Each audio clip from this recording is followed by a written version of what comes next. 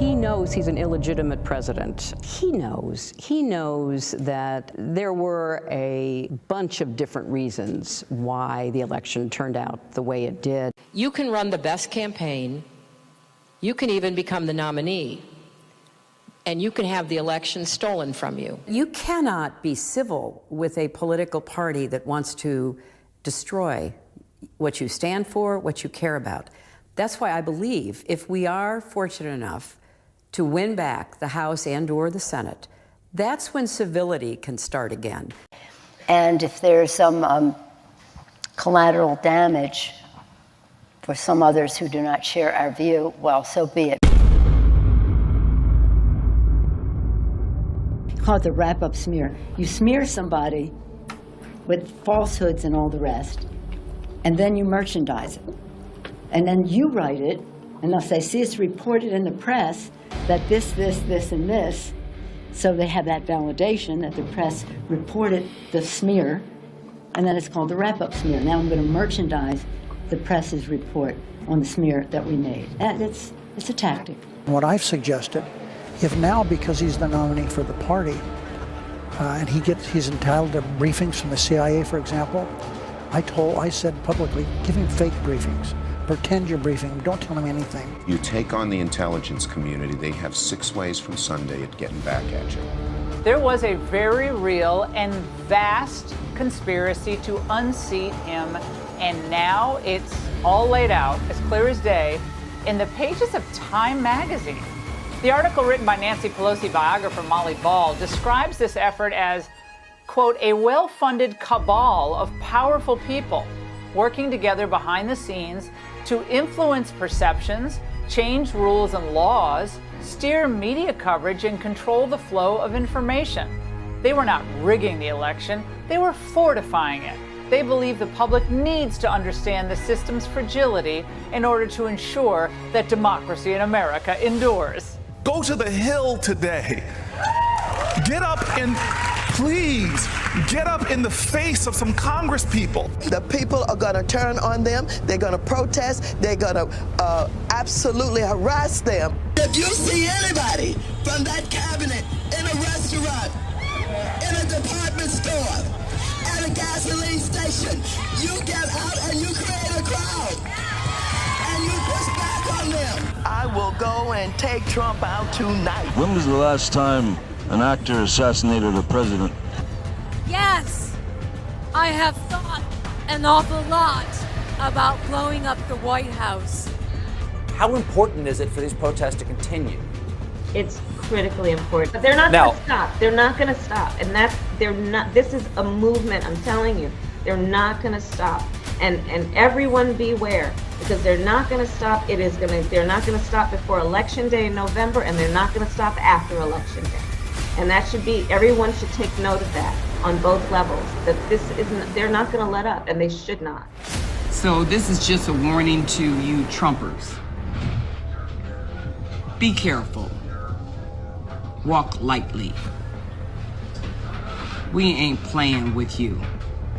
Enough of the shenanigans. Enough is enough. And for those of you who are soldiers, you know how to do it. Do it right. Be in order. Make them pay.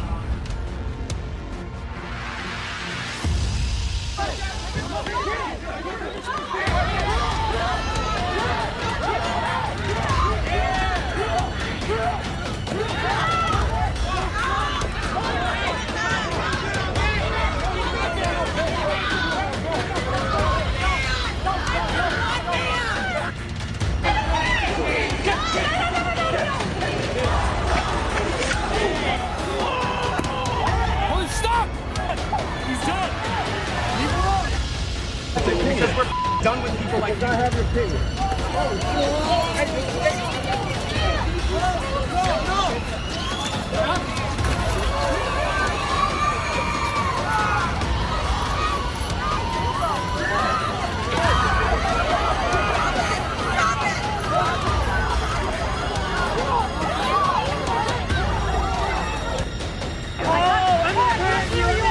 You're the man.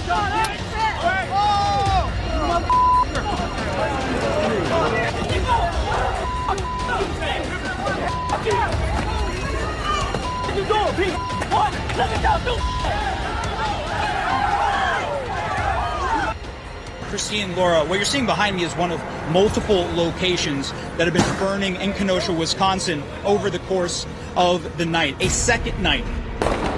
This gunfire captured in a police live stream in the area where the officer's shooting took place. Officer down, right there. Officer down. I am very concerned about the safety of our officers. Obviously, we've had 2 officers shot tonight, and that is very serious. It's a very dangerous condition. The most serious injury suffered by an officer was a broken vertebrae when a concrete block was dropped on his head. But as you heard Courtney Godfrey report, protesters say this trouble was all caused by anarchists or outside agitators.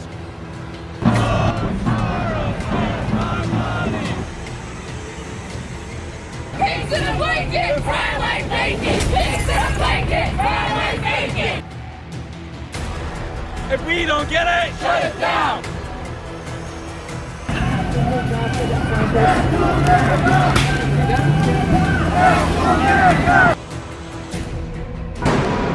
The nation erupted into scenes of chaos,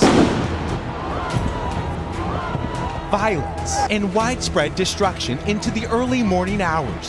Dozens of American cities up in flames after some protests turned into riots, often followed by looting as a nation simmering with unrest unraveled. In Los Angeles, hours before a curfew was ordered, the city became a war zone. After attempting to breach television studios, large groups torched police cruisers as officers fired back with rubber bullets. Before nightfall, the looting began. Department stores, jewelers, and high-end apparel shops trashed by unruly mobs. The mayor calling on the governor to dispatch the National Guard for the first time since the Rodney King riots in 1992. Strikingly similar scenes, 28 years apart. After 3 nights of protest and violence, the state of emergency in Los Angeles mirrored by pockets of anarchy nationwide, described as all hell breaking loose in Seattle when police lost control of downtown, crowds destroyed, then took over their vehicles. Where a Foot Locker was looted after more than a dozen officers were injured there last night. With tear gas choking the streets, police battled protesters to keep control of their headquarters.